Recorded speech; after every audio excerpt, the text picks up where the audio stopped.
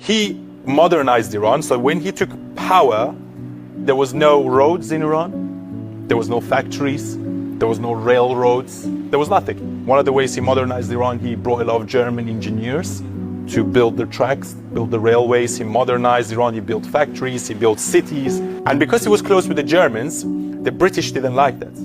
They said, oh, well, you like Hitler. It's not that he necessarily liked Hitler. He liked the Germans, and he liked German engineering. And then actually the war broke out, Yeah. and Reza Shah was forced to step down. Yes, yeah. By the British.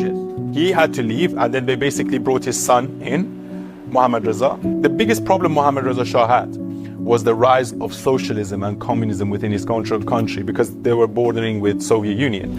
And one of the problems was that he had some guy called Mossadegh, which was a socialist, and Mossadegh was saying we should nationalize the oil.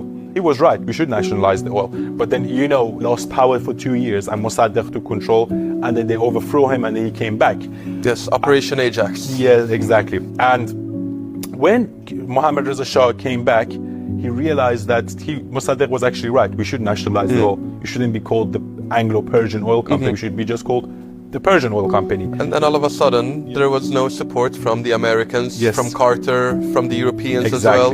Exactly. When Shah nationalized the oil, he increased the price, and he created OPEC. And he increased the price of oil from $4 a barrel to $40 a barrel. And as you know, there was an energy crisis in the 1970s. Yes. In the UK, in the US, throughout Europe.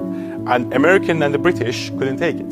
So they were like, oh, what do we do? They funded this guy called Khomeini, but they also... Who was sitting in Paris. He was sitting in Paris, but that was the problem that Mohammad Reza Shah had. He went after the communists and the socialists within his own country, and he empowered the religious clerics. When the revolution happened, it was basically a joint effort by the communists and the religious clerics.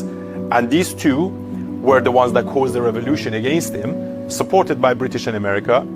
And it was funny because once the mullahs got into power, they killed all the communists.